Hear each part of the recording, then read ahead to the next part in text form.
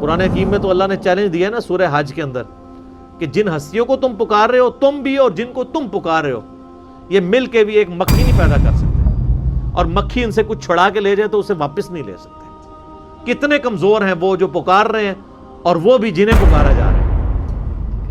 اللہ کے تعارف کے اوپر میرا ایک یوٹیوب کے اوپر لیکچر ہے، ہو از اللہ، اردو میں ہی ہے، 1.25 گھنٹے کا، اللہ کون ہے جدید سائنسی حقائق کی روشنی میں۔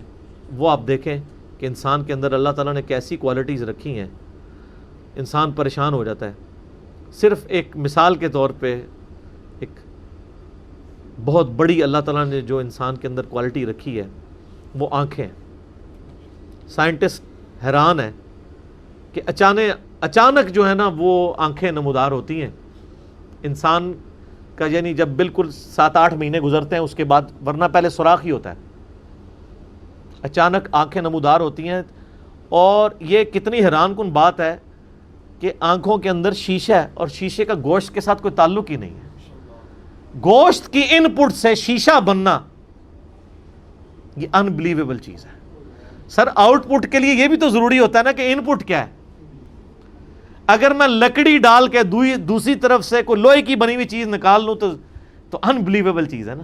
لوہا ڈال کے لوہے کی بنی ہوئی چیز نکالنا تو سمجھ آتی ہے۔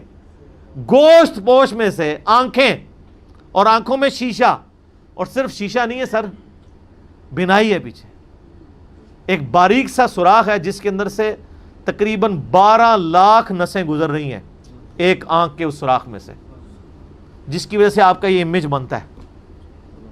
سر خدا کا تعارف ہو تو انسان شرک کر نہیں سکتا۔ میں اکثر کہتا ہوں دنیا میں جو کام نہیں ہونا چاہیے تھا نا وہ شرک تھا۔ انسان اپنے اوپر ہی غور کر لینا کہ انسان کی کیا اوقات ہے۔ کوئی بڑے سے بڑا بزرگ ہے تو منی کے قطرے سے ہی پیدا ہوا ہے، کیا اس نے اپنے آپ کو خود پیدا کیا؟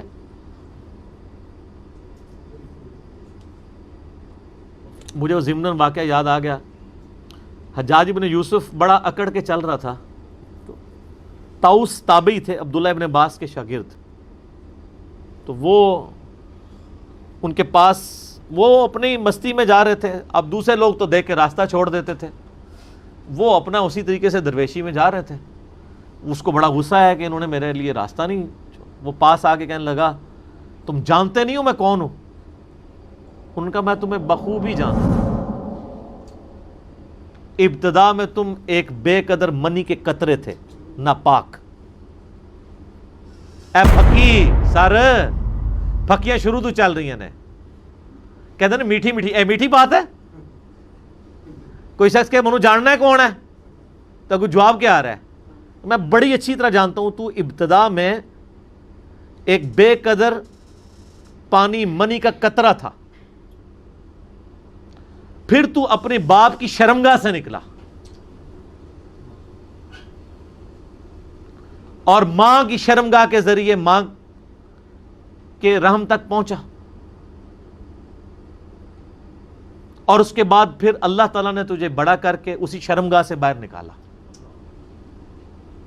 اور بننے کے بعد تو ایک گلا سڑا مردہ ہوگا جس میں تعفن پھیلا ہوگا۔ سر یہی ہوتا ہے نا، ہڈیاں بن جاتی ہیں نا، گل سڑ جاتا ہے سب کچھ۔ یہ تیری ابتدا اور انتہا تھی، اور اس کے دوران تیرے پیٹ میں ہر وقت پاخانے کا بوجھ ہے تو جو تو اٹھائی پھرتا ہے، اگر تو وہ باہر نہ نکالے تو اپنا وقت بھی نہیں گزار سکتا۔ تجھے میں بڑے اچھی طرح سے جانتا ہوں، کتنی پھکی ہیں، ہر وقت پاخانہ اٹھائے پھرتا ہے، اور ابتدا بھی ایک گندا قطرہ تھا اور مر کے جو ہے وہ گل سڑ کے ایک مردہ بن جائے گا۔